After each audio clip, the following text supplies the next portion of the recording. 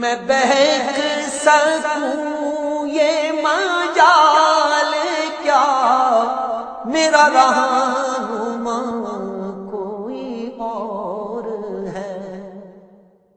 نحمدہ ونصلی علی رسولہ النبی الکریم الامین، اما بعد فاعوذ باللہ السمیع العلیم من الشیطان الرجیم، بسم اللہ الرحمن الرحیم۔ قال اللہ تبارک و تعالی فی القرآن الحکیم، ان اللہ وملائکتہ یصلون علی النبی یا ایہا الذین آمنوا صلوا علیہ وسلموا تسلیما۔ الصلاۃ والسلام علیک یا رسول اللہ وعلی آلک واصحابک یا نبی اللہ۔ اللہ تعالیٰ کی بے حد و حساب حمد و ثنا جان عالم حضرت محمد مصطفیٰ صلی اللہ علیہ وسلم اور آپ کے جمیع آل و اصحاب کی بارگاہ ناز میں درود و سلام کے نذرانوں کے بعد قابل صد تکریم و تعظیم میرے دینی اور یقینی دوستو، بزرگ اور بھائیوں، تفسیر اعجاز القرآن کے اگلے درس کے ساتھ حاضر خدمت ہیں، اور آج انشاءاللہ العزیز سورہ شعراء 19واں پارہ، سورہ شعراء کے آخری رکوع کی تفسیر بیان کی جائے گی۔ یہ 11واں رکوع ہوگا سورہ شعراء کا، اور 19ویں پارے کا مجموعی طور پر یہ 15واں رکوع ہوگا۔ سورہ شعراء آیت کا نمبر شمار ہے 192۔ اللہ تعالیٰ ارشاد فرماتے ہیں، وَإِنَّهُ لَتَنزِيلُ رَبِّ الْعَالَمِينَ، بے شک یہ قرآن رب العالمین کا اتارا ہوا ہے۔ انبیاء علیہم السلام کے واقعات کے بعد یہاں پر اللہ تعالیٰ نے اپنے محبوب کریم صلی اللہ علیہ وسلم کی نبوت اور رسالت کا اس بات کیا کہ اے محبوب، جو پیغام بصورت وحی آپ ان تک پہنچا رہے ہیں، جو واقعات آپ نے ان لوگوں کو بتائے ہیں، وہ کسی تخمینے سے، اٹکل پچو سے یا کسی شخص نے آپ کو نہیں بتائے، بلکہ وہ اللہ تعالیٰ کی طرف سے آپ کو بتائے گئے ہیں۔ یہ تمام کا تمام پیغام جو آپ ان کو دے رہے ہیں، وہ آپ کا کوئی ذاتی پیغام نہیں، وہ اللہ تعالیٰ کی طرف سے آپ پر نازل کردہ پیغام ہے۔ نہ ہی آپ شاعر ہیں، نہ ہی کاہن ہیں، نہ ہی مجنون ہیں۔ جب یہ آپ سے اللہ کا کلام سنتے ہیں تو آپ پر شاعر ہونے کا الزام، آپ پر جادوگر یا کاہن ہونے کا الزام لگاتے ہیں۔ یہ تمام باتیں غلط ہیں، کیونکہ جو بھی آپ پہنچا رہے ہیں وہ آپ کا ذاتی کلام نہیں، وہ اللہ تعالیٰ کا کلام ہے۔ نزل بہ الروح الامین، اسے روح الامین لے کر نازل ہوئے۔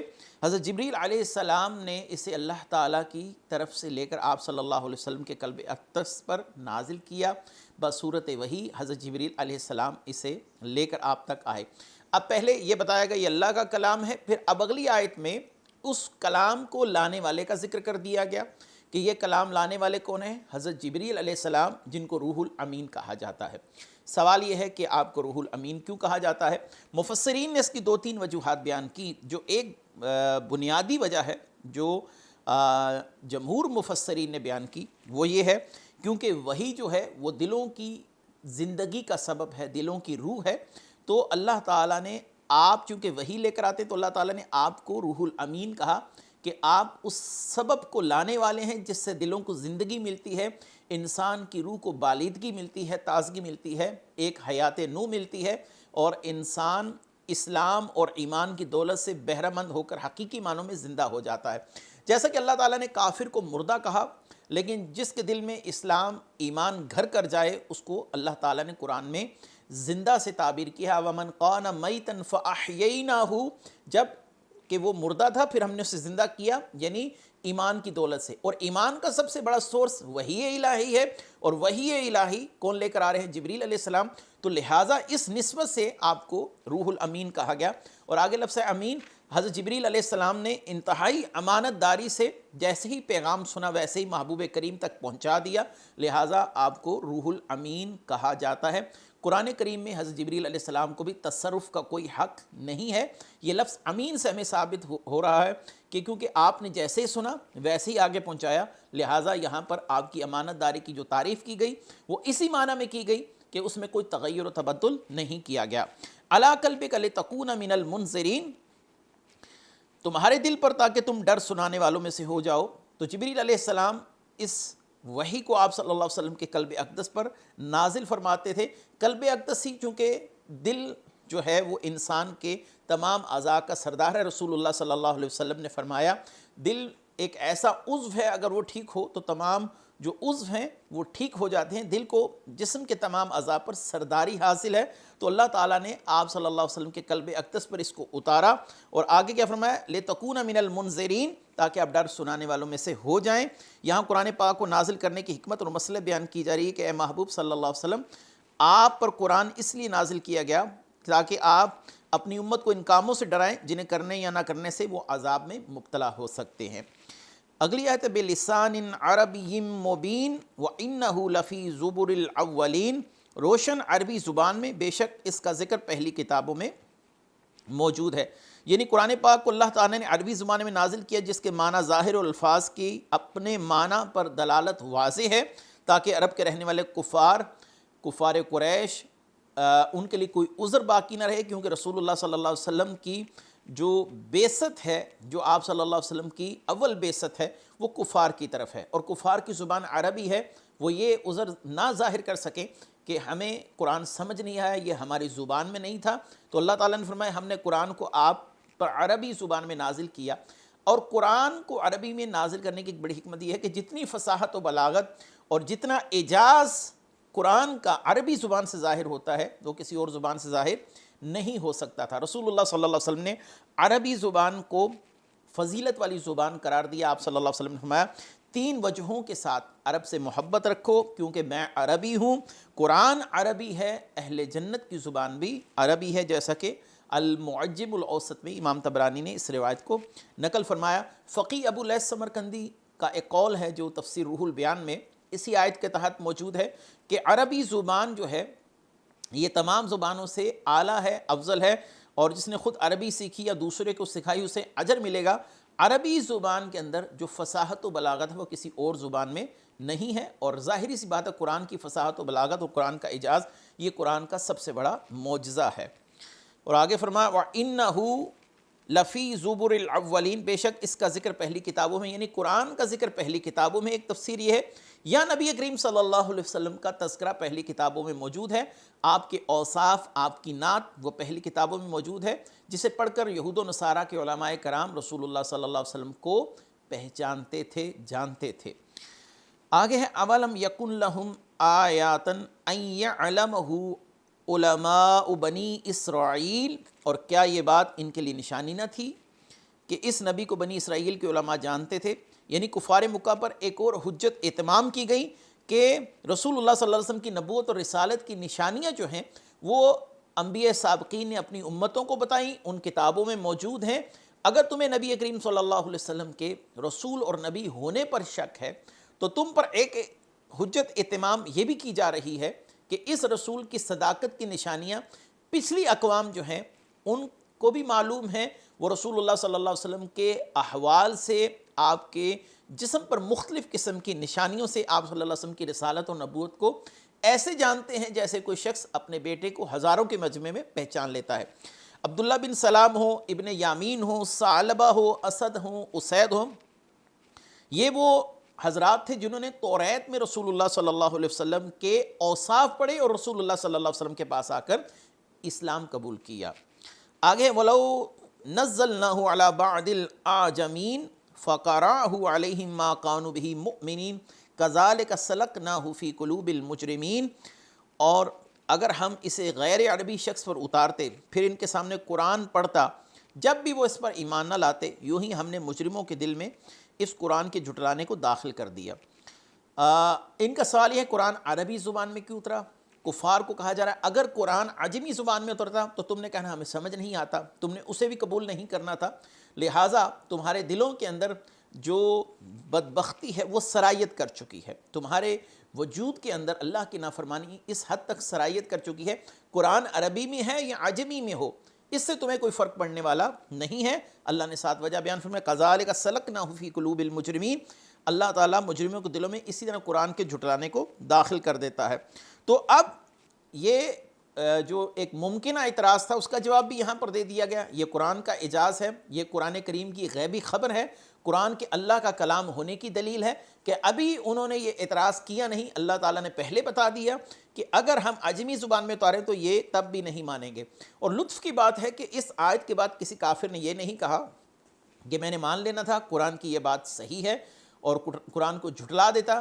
اس آیت کے نزول کے بعد کفار کا اس آیت کو سننے کے بعد بھی اس کی تردید نہ کرنا، یہ قرآن کے کلام الہی ہونے کی اور قرآن کریم کے معجزہ ہونے کی سب سے بڑی دلیل ہے کہ قرآن نے ایک مستقبل کی خبر دے دی اور ساتھ فرما دیا کذالک سلکنا فی قلوب المجرمین، ان مجرموں کے دلوں میں اسی طرح قرآن کو جھٹلانا داخل کر دیا گیا ہے، یعنی حق بات کو قبول نہیں کریں گے۔ یہاں سے ایک بات اور بھی ہے کہ جب کسی شخص کے دل میں بدبختی اور نافرمانی سرایت کر جاتی ہے تو اس کے لیے بڑے سے بڑے دلائل بھی کوئی مفید ثابت نہیں ہوتے۔ رسول اللہ صلی اللہ علیہ وسلم نے چاند توڑا، آپ کی انگلیوں سے چشموں کا جاری ہونا، رسول اللہ صلی اللہ علیہ وسلم سے شجر و حجر کا کلام کرنا، یہ تمام چیزیں دیکھ کر بھی کفار نے رسول اللہ صلی اللہ علیہ وسلم کی تائید اور توثیق نہیں کی۔ معلوم ہوا کہ توفیق صرف اللہ تعالیٰ کی طرف سے مرحمت ہوتی ہے کسی چیز کو قبول کرنے کی۔ ہدایت کا داعیہ اللہ پیدا کرتا ہے، خالق جو ہے ہدایت کا وہ اللہ تعالیٰ ہی ہے۔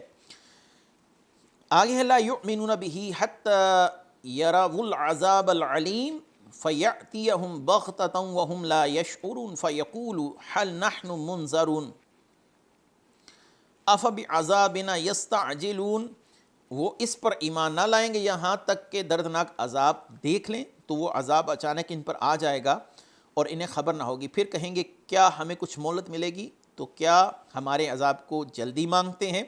اس آیت اور اس کی بعد والی جو دو آیات ان کا خلاصہ یہ ہے کہ کفار مکہ قرآن پر ایمان نہ لائیں گے یہاں تک کہ اچانک ان پر عذاب آ جائے اور انہیں اس بات کی خبر بھی نہ ہو۔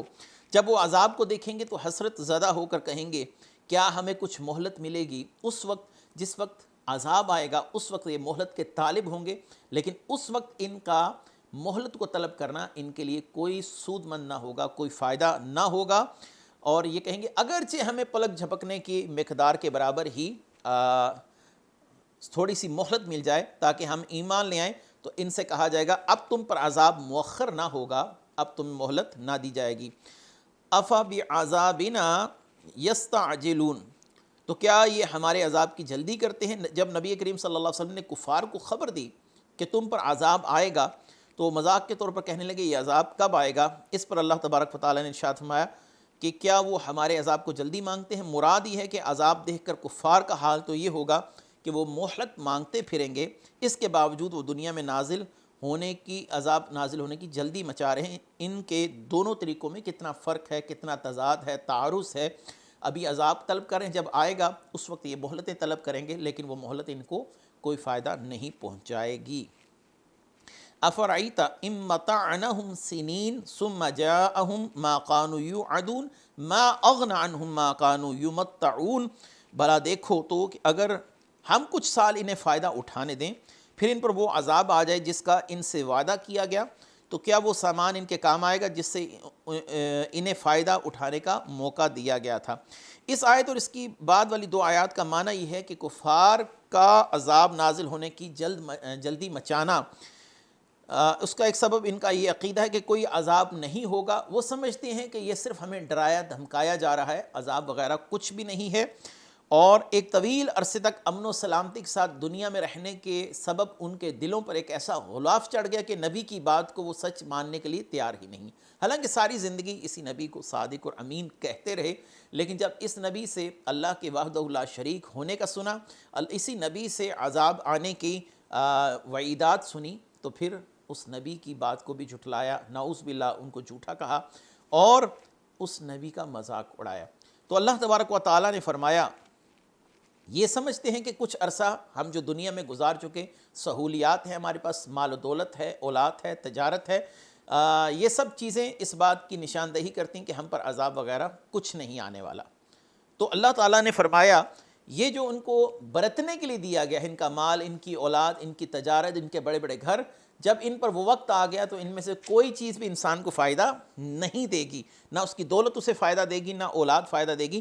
تو معلوم ہوا جب عذاب آتا ہے تو یہ جو اسباب ہیں یہ بھی انسان کو چھوڑ دیتے ہیں، انسان کے کام نہ دولت آتی ہے، نہ اس کی شہرت، نہ اس کا مال و متاع، نہ اس کا بزنس، کوئی چیز اس کے کام نہیں آتی، کیونکہ اب وہ اللہ کے عذاب کا مستحق ہوا۔ فرعون کی کتنی بڑی فوج تھی، بعضوں نے 12 لاکھ لکھی، بعضوں نے 20 لاکھ لکھی، بعضوں نے 9 لاکھ لکھی، فوج کی تعداد جتنی بھی تھی، لیکن یہ فوج اسے اللہ کے عذاب سے نہیں بچا سکی۔ آج وہ نشان عبرت بنا پڑا ہے۔ حامان، قارون، ان کے خزانے انہیں اللہ کے عذاب سے نہیں بچا سکے۔ آپ نے پچھلی قوموں کے حال احوال سنے، وہ طاقتور تھے، وہ درختوں کو جڑوں سمیت نکال لیا کرتے تھے، ان کی طاقت انہیں اللہ کے عذاب سے نہیں بچا سکی۔ ان کا مال و متاع، ان کی اولاد انہیں اللہ کے عذاب سے نہیں بچا سکی۔ لہٰذا ان چیزوں کا کوئی فائدہ نہیں جن پر انسان فخر کرتا ہے اور بطور تفخر اللہ کا انکار کرتا ہے۔ یہ تمام چیزیں اللہ تعالیٰ کے عذاب کے وقت انسان کے لیے ایسی بے معنی ہو کے رہ جاتی ہیں جیسے کہ ان کا وجود تھا ہی نہیں۔ آگے آتے ہیں وما اہلکنا من قریۃ الا لہا منذرون ذکر وما کنا ظالمین، اور ہم نے جو بستی بھی ہلاک کی اس کے لیے ڈر سنانے والے تھے، نصیحت کرنے کے لیے، اور ہم ظالم نہ تھے۔ یہ اللہ تعالیٰ کی سنت جاریہ ہے، جب کسی بستی پر عذاب کی کیفیت وارد ہونے والی ہو اور کسی بستی پر اللہ تعالیٰ کا یہ حکم صادر ہونے والا ہو کہ اس بستی کو تباہ و برباد کر دیا جائے، تو اس سے پہلے کچھ اسباب پیدا کیے جاتے ہیں جو عذاب کے محرکات بن جاتے ہیں۔ مثلا کسی بستی کو اللہ تعالیٰ نے بغیر ڈر سنانے والے کے عذاب میں مبتلا نہیں کیا، پہلے کوئی ڈر سنانے والا جاتا ہے، پھر اس بستی کے لوگ اس کو جھٹلاتے ہیں، جب جھٹلاتے ہیں تو وہ جھٹلانا ان کے لیے عذاب کا سبب بن جاتا ہے۔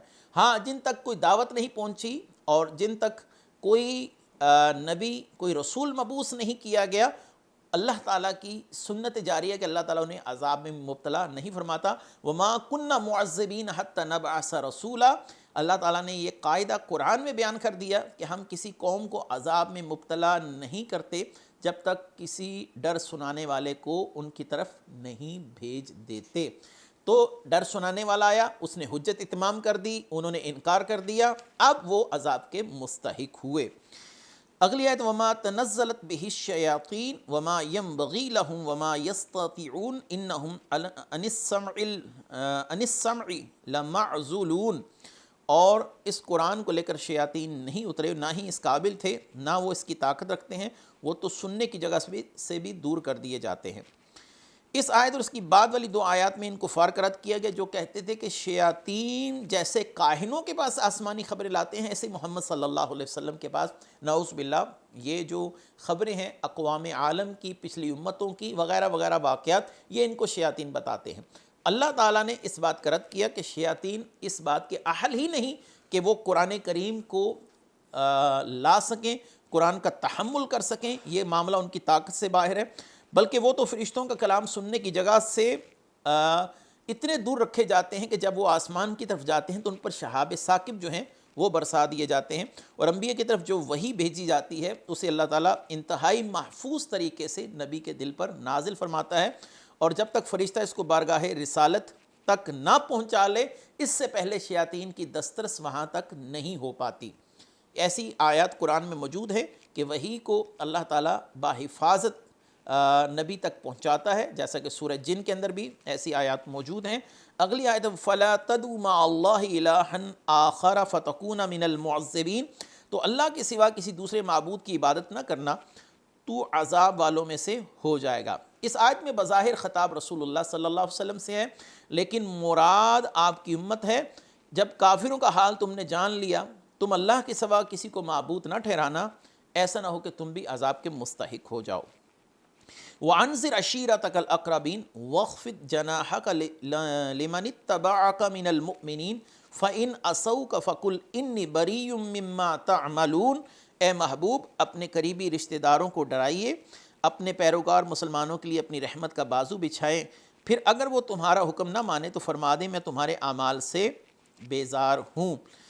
قریبی رشتہ داروں کو ڈرانے کا حکم دیا گیا جب رسول اللہ صلی اللہ علیہ وسلم کو، تو آپ نے پہاڑ پر چڑھ کر اپنے تمام اقربا کو بلایا اور کہا اگر یہ میں کہوں کہ اللہ ایک ہے تو تم اس پر کیا کہو گے؟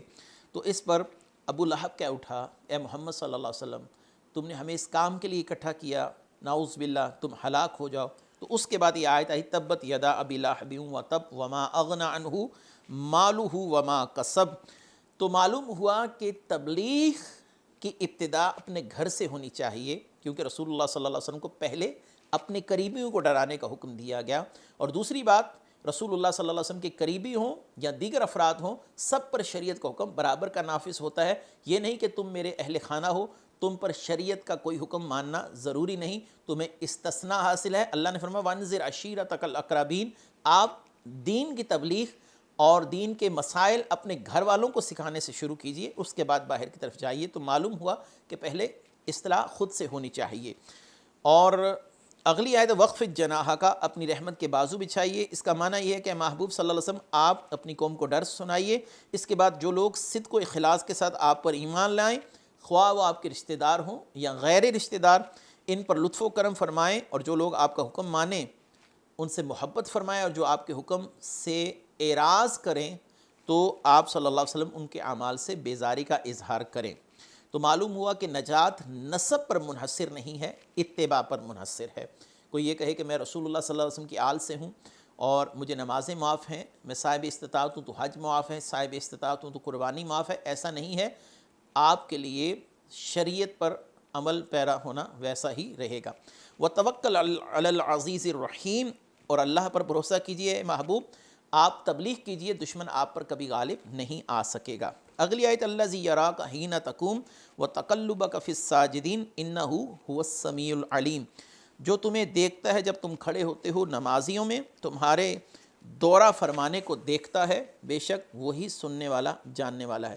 اے محبوب صلی اللہ علیہ وسلم، آپ اللہ پر بھروسہ کیجئے، جو آپ کو اس وقت بھی دیکھتا ہے جب آپ آدھی رات کے وقت تہجد کے لیے کھڑے ہوتے ہیں۔ بعض مفسرین کے لیے کہ ہاں اس کی تفسیر یہ ہے کہ قیام سے دعا کے لیے کھڑا ہونا مراد ہے، بعض کے نزدیک مراد یہ ہے کہ اللہ تعالیٰ ہر اس مقام پر آپ کو دیکھتا ہے جہاں پر آپ ہوں، آپ اللہ تعالیٰ کی رحمت کا مرکز رہتے ہیں، اللہ تعالیٰ کی رحمتیں آپ پر ہر وقت متوجہ رہتی ہیں۔ وَتَقَلُّبَكَ فِي السَّاجِدِينَ، اللہ آپ کو اس وقت بھی دیکھتا ہے جب آپ تہجد پڑھنے والے اصحاب کے حالات ملاحظہ فرمانے کے لیے رات کے وقت گھومتے ہیں۔ مفسرین نے اس کے کئی اور معنی بھی بیان کیے اور فرمایا الَّذِي يَرَاكَ حِينَ تَقُومُ وَتَقَلُّبَكَ فِي السَّاجِدِينَ، اور اللہ تعالیٰ آپ کو سجدہ کرنے والوں میں بھی دیکھتا ہے۔ یہاں پر ساجدین سے مراد مومنین ہے۔ معنی یہ ہے، تفسیر مدارک نے جو بیان کیا کہ رسول اللہ صلی اللہ علیہ وسلم کے تمام آباء و اجداد وہ مومن تھے، موحد تھے۔ حضرت آدم سے لے کر رسول اللہ صلی اللہ علیہ وسلم کے والد محترم تک تمام کے تمام افراد جو تھے وہ مومن اور موحد تھے، شرک کی نجاستوں سے پاک تھے، کیونکہ اللہ تعالیٰ نے فرمایا اللہ آپ کو سجدہ کرنے والوں میں دیکھتا ہے۔ آپ جب ان پاک صلبوں سے پاک رحموں کی طرف منتقل ہو رہے تھے، اللہ تعالیٰ کی نظر رحمت آپ پر اس وقت بھی متوجہ تھی۔ انہ هو السمیع العلیم، بے شک وہی سننے والا ہے، بے شک اللہ تعالیٰ آپ کے گفتگو سننے والا اور آپ صلی اللہ علیہ وسلم کے عمل اور نیت کو جاننے والا ہے۔ اگلی آیت هل انبئکم علی من تنزل الشیاطین تنزل علی کل افاق اثیم یلقون السمع واکثرهم کاذبون، کیا میں تمہیں بتا دوں کہ شیطان کس پر اترتے ہیں؟ شیطان بڑے بہتان باندھنے والے گناہگار پر اترتے ہیں۔ شیطان اپنی سنی ہوئی باتیں ان پر ڈالتے ہیں اور ان میں اکثر جھوٹے ہیں۔ بعض مشرکین یہ کہتے ہیں کہ محمد صلی اللہ علیہ وسلم معاذ اللہ جو گفتگو کرتے ہیں وہ شیاطین سے سن کر کرتے ہیں، شیاطین کا آپ پر نزول ہوتا ہے۔ اللہ تعالیٰ نے جواب دیا کہ محمد صلی اللہ علیہ وسلم سے پاک اور طاہر اور مقدس کوئی ذات نہیں ہے مخلوقات میں، تو شیاطین تو نجس لوگوں پر اترتے ہیں اور کاہنوں پر اترتے ہیں جیسے مسلمہ وغیرہ تھے، اور شیاطین فرشتوں سے سنی ہوئی باتیں ان کاہنوں کے سامنے آ کر بیان کرتے ہیں جن میں اکثر ملاوٹ ہوتی ہے، جبکہ محمد صلی اللہ علیہ وسلم کی ہر بات صدق ہے، بالکل سچی ہے، ثابت شدہ ہے، جس کا انکار نہیں کیا جا سکتا۔ آپ کی صداقت ایسی ہے کہ کفار کو بھی اس کا اعتراف ہے۔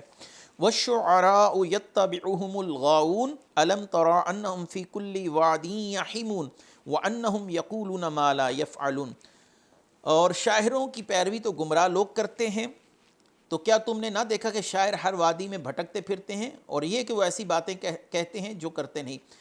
شان نزول یہ ہے کہ یہ آیت کفار کے شعراء کے متعلق نازل ہوئی جو رسول اللہ صلی اللہ علیہ وسلم کے خلاف شعر بناتے اور یہ کہتے تھے کہ جیسے محمد کہتے ہیں ہم ایسے بھی کہہ لیتے ہیں، اور ان کے قوم کے گمراہ لوگ ان سے اشعار کو نقل کرتے تھے۔ اس آیت میں ان لوگوں کی مذمت بیان کی گئی ہے کہ شعراء کی ان کے اشعار میں پیروی تو گمراہ لوگ کرتے ہیں، ان اشعار کو پڑھتے ہیں، رواج دیتے ہیں، حالانکہ وہ اشعار جھوٹے اور باطل ہیں۔ یہاں پر شعر کی جو شرعی حیثیت اس حوالے سے میں ایک حدیث پڑھ دوں۔ حضرت عبداللہ بن عمر رضی اللہ تعالیٰ عنہ فرماتے ہیں رسول اللہ صلی اللہ علیہ وسلم نے ارشاد فرمایا، اگر تم میں سے کسی شخص کا پیٹ پیپ سے بھر جائے تو یہ اس سے بہتر ہے کہ وہ شعروں سے بھرا ہوا ہو۔ حضرت بریدہ رضی اللہ تعالیٰ عنہ سے روایت ہے، حضور صلی اللہ علیہ وسلم نے فرمایا جس نے اسلام میں فحش اور بے حیائی پر مشتمل اشعار کہے تو اس کی زبان ناکارہ ہے، شعب الایمان کی حدیث ہے۔ تو شعر جو ہیں وہ دو قسم کے، ایک نعتی اشعار ہیں اسلام کے حق میں ہیں، ایسا کہ بچیوں نے رسول اللہ صلی اللہ علیہ وسلم کی آمد پر طالع البدر علینا پڑھا تھا، وہ اشعار قابل تعریف مستحسن ہیں۔ وہ اشعار جو لوگوں میں اسلام کی تردید کے لیے یا بے حیائی کے لیے عام کیے جائیں، ایسے اشعار کی ممانعت ہے۔ اللہ نے فرمایا اور شعراء خیالی وادیوں میں گھومتے پھرتے ہیں، یعنی ان کے اشعار میں اکثر بے حیائی کی باتیں، گالی گلوچ، مبالغہ، خیالی پلاؤ پکانا، وہ ایسی سی باتیں شعراء کر جاتے ہیں جو وہ خود کرتے نہیں ہیں، یا وہ خیالی پلاؤ پکانا جس کو کہتے ہیں وہ ہوتا ہے۔ وَإِنَّهُمْ يَقُولُونَ، وہ ایسی بات کرتے ہیں، یہاں پر شاعروں کے قول اور عمل کے آپسی تضاد کو بیان کیا گیا۔ وہ اشعار میں سخاوت کی تعریف کرتے ہیں اور ترغیب دیتے ہیں، لیکن خود سخاوت کرنے سے اعراض کرتے ہیں۔ آخری آیت ہے إِلَّا الَّذِينَ آمَنُوا وَعَمِلُوا الصَّالِحَاتِ وَذَكَرُوا اللَّهَ كَثِيرًا وَانتَصَرُوا مِن بَعْدِ مَا ظُلِمُوا وَسَيَعْلَمُ الَّذِينَ ظَلَمُوا أَيَّ مُنقَلَبٍ يَنقَلِبُونَ، مگر وہ جو ایمان لائے، انہوں نے اچھے اعمال کی، اللہ کو کثرت سے یاد کیا اور مظلوم ہونے کے بعد بدلہ لیا، ان قریب ظالم جان لیں گے کہ کس کروٹ پلٹا کھائیں گے۔ اس آیت میں مسلمان شاعروں کا استثناء کر دیا گیا، جیسے کہ حسان بن ثابت تھے، عبداللہ بن رواحہ تھے۔ جب انہوں نے یہ آیت سنی تو رسول اللہ صلی اللہ علیہ وسلم کی بارگاہ میں حاضر ہو کر پریشانی کا اظہار کیا کہ شعراء کی تردید کی گئی، ہم تو جو شعر بیان کرتے ہیں وہ رسول اللہ صلی اللہ علیہ وسلم کی محبت میں نعتی اشعار ہیں، تو ان اشعار اور اسلامی اشعار کے درمیان ایک فرق کھینچ دیا گیا، ایک لکیر کھینچ دی گئی کہ مسلمانوں کے لیے جو اشعار ہیں جو رسول اللہ صلی اللہ علیہ وسلم کی شان میں، جہاد کی شان میں، مدح میں بیان کیے جاتے ہیں، وہ اس سے مستثنیٰ ہیں۔ تو اگر اشعار اسلام کی تائید میں ہیں تو اچھے ہیں، اور اگر اسلام کی تائید میں نہیں ہیں تو مذموم ہیں۔ حضرت عائشہ رضی اللہ تعالیٰ عنہ کی ایک حدیث ہے، بعض اشعار اچھے ہوتے ہیں، بعض برے ہوتے ہیں، اچھے اشعار کو لے لو اور برے اشعار کو چھوڑ دو، جیسے کہ امام بخاری نے یہ حدیث الادب المفرد میں بیان کی۔ اس کے ساتھ ہی یہ ہمارا آج کا درس اختتام پذیر ہوا، سورہ شعراء ختم ہوئی۔ انشاءاللہ اگلے درس میں سورہ نمل کے تعارف کے ساتھ اور پہلے رکوع کی تفسیر کے ساتھ حاضر خدمت ہوں گے۔ وآخر دعوانا ان الحمد للہ رب العالمین۔